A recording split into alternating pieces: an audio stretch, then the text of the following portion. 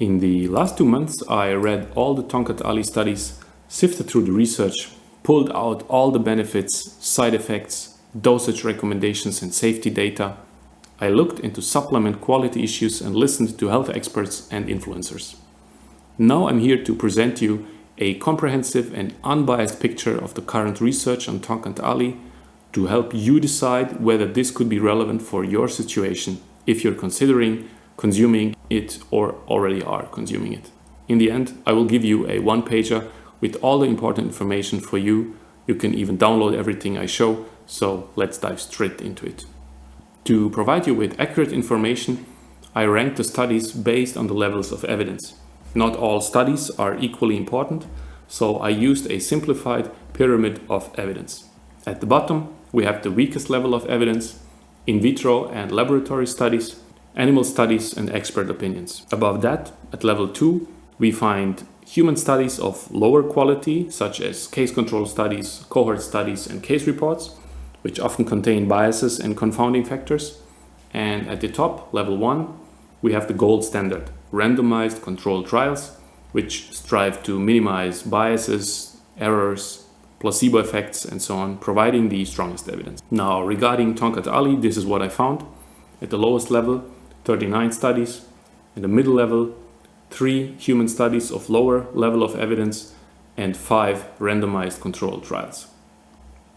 Let's look at all the potential benefits first. I found 27 potential benefits and I ranked them by the number of supporting studies and the level of evidence.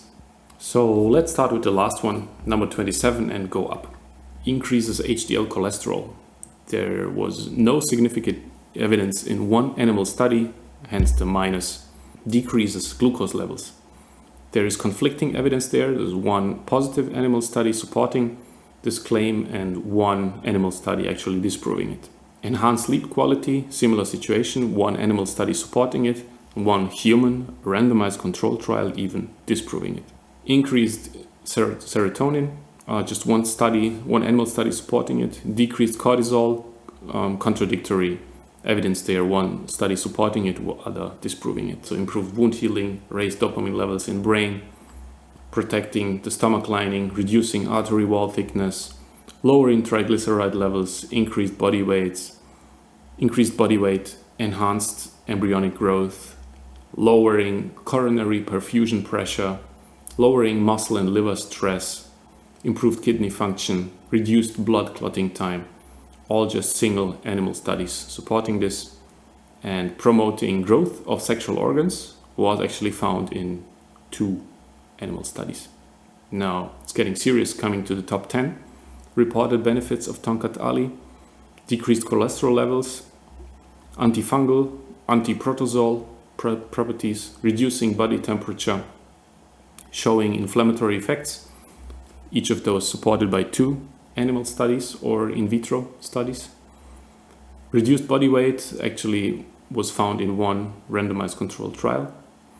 Anti-cancer properties found in 3 in vitro studies, so unfortunately not even animal studies. Coming to the top 3, inhibiting bacterial growth in 5 in vitro studies. Improved sexual performance supported by 5 level 3 studies and 2 randomized controlled trials. And the number 1, increased testosterone levels. Here you see all the evidence. So 6 level 3 studies, mostly animal studies, 2 lower level human studies and 5 randomized controlled trials supporting this claim. However, one recent study from May 22nd this year, 2024, did not find any effect on free testosterone between groups, so showing some contradictions at the highest level, hence the red minus there as well in the mix. And if you're wondering how much did the testosterone level increase, how much did the sexual performance increase, how many subjects were affected, and so on, I have all of those details for you by the end of this video. Now coming to the negative effects. I found 18 potential negative effects in all the studies and ranked them again by the quantity and level of evidence. Starting at the bottom, number 18. Lethal to developing chicken embryos, elevated alanine aminotransferase, moderate liver tissue changes, reduced cell viability, decreased platelet count, elevated renal profile parameters, elevated liver and liquid profile, DNA damage even, so reduced diet consumption in one animal study, increased water intake, initial body weight loss, and so on. And so now at number 7, starting with human studies, elevated liver enzymes, elevated total bilirubin, anorexia, weight loss. And the number 4 was reported in a randomized controlled trial, unusual fatigue, itching, fever. And the most common symptom was gastrointestinal in one animal study and in one randomized control trial. Again, if you're wondering how strong were these problems and how many subjects did actually experience, I covered this at the end of the video. Now let's look into dosage and safety data. First, let's look at the animal and in vitro research, so level 3. First study used 6 milligrams per milliliter, 500 milligrams per kilogram per body weight was used in another animal study.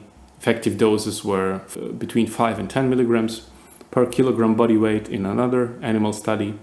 Highest dose tested 1 gram per kilogram in rats was considered safe for long-term consumption in another animal study. No significant adverse effects observed up to a dose of 6 grams per kilogram body weight, so quite high. I think this is the highest from all the studies. A study used 15 milligrams per kilogram. Now we're getting to the first yellow marker. Yellow means there were some issues, some negative effects for this given dose, or for 5 milligrams per kilogram. It lowered total cholesterol without significantly lowering HDL levels, which is good. However, at a higher dose of 10 milligrams, this resulted in excessive decrease in HDL level and significant increase in LDL levels. Another yellow one was for 6 milligrams per kilogram. They monitored liver function, and if used for more than 6 months, they recommend considering reducing the dosage for in elderly or individuals with pre-existing liver conditions, because some liver markers started going up.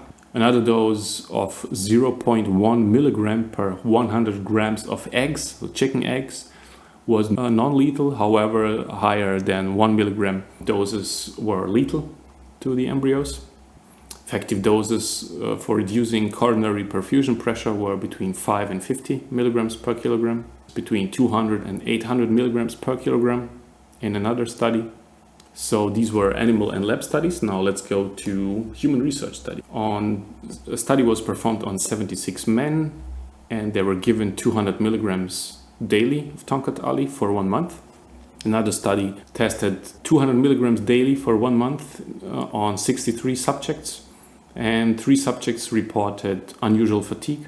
26 men were given 300 milligrams daily for 3 months in another study. 105 men were given 100 or 200 milligrams daily for 3 months.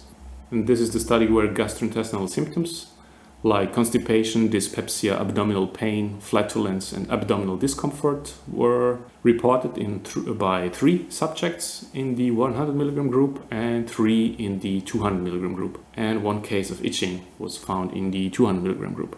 28 patients were given 200 milligrams for 1 month. 33 individuals were given 400 milligrams daily. And there you have it. So you see the range for human data, the human dosages were quite narrow, all between 200 and 400 milligrams. There is something called meta-reviews or systematic analyses, looking at all the available studies at the given time, coming to overall conclusions. So I'm going to cite from those meta-reviews and systematic analyses now as well. So the first one from 2016 said products containing Tongkat Ali show clinical benefits in improving erectile dysfunction and having a good safety profile. However, in 2021, a meta-review said Tongkat Ali has shown potential in increasing testosterone levels based on the limited studies available. Current evidence is insufficient to fully recommend its use by athletes due to the need for higher quality studies. Another one said Tongkat Ali supplementation significantly improves testosterone levels in men, particularly in those with hypogonadism. More research is needed before its widespread clinical use. Another one in 2022 said generally safe at usual doses for limited periods, but caution is advised, there is potential for DNA damage. Advised to avoid use in children, pregnant and breastfeeding women due to insufficient safety data.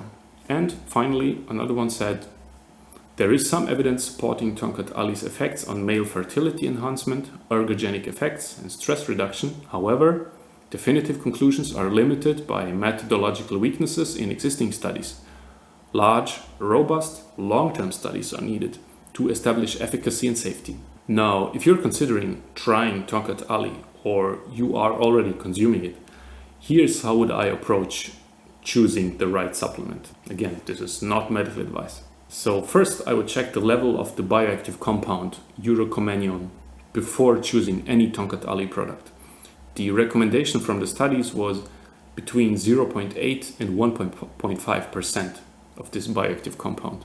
Now, if the supplement doesn't even mention the amount of this bioactive compound, I wouldn't buy it. Number 2, ensure third-party testing.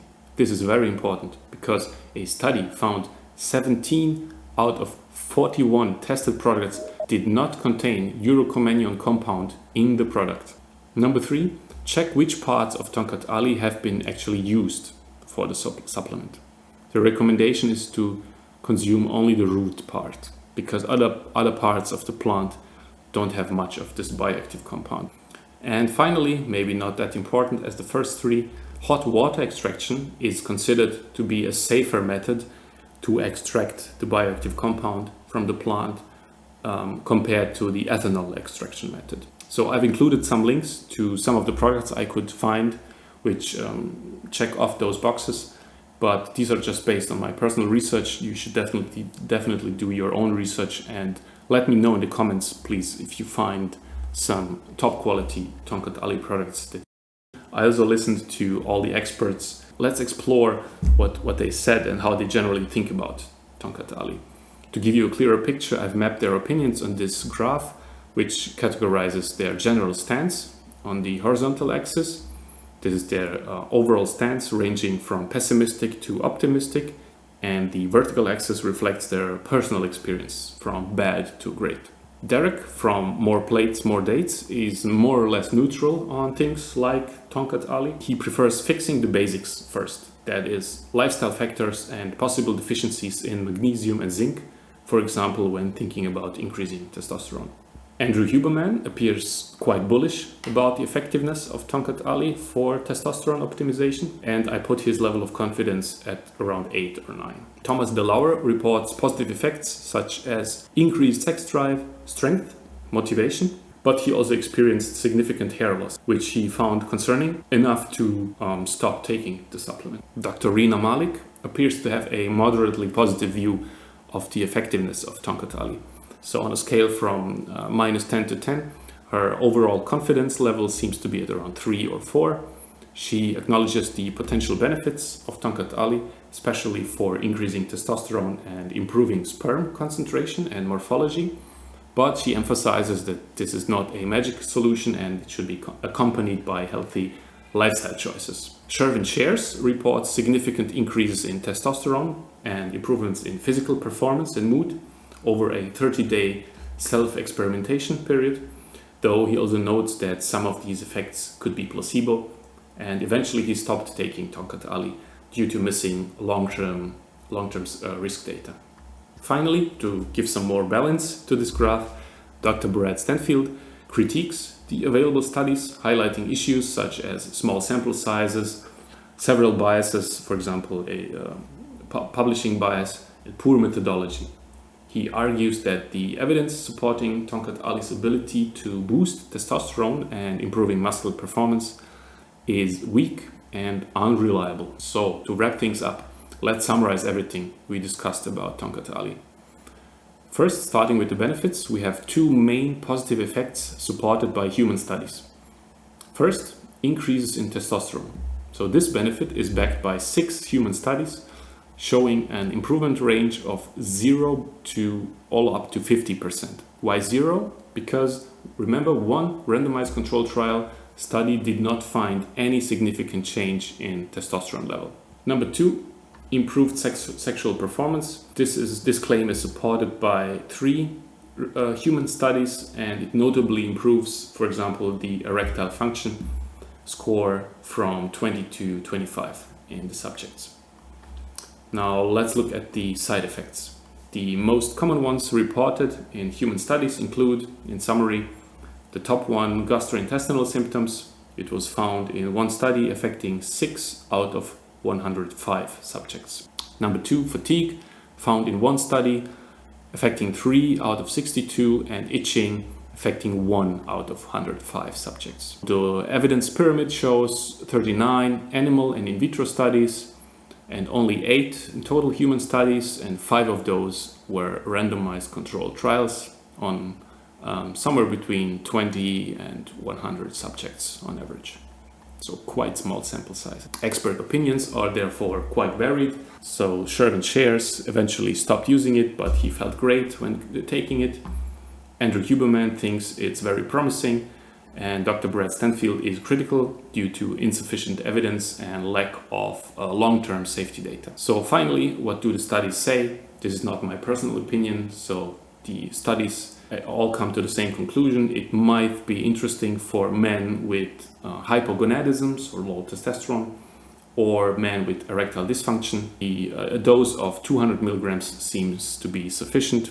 Everyone else can safely ignore the supplement, as other benefits do not seem significant, at least according to the randomized controlled trials. Now again, this is all not medical advice. Please talk to your physician before starting any new supplement or changing your routines. This wraps up our comprehensive and unbiased look at Tongkat Ali. Thank you for sticking until the end.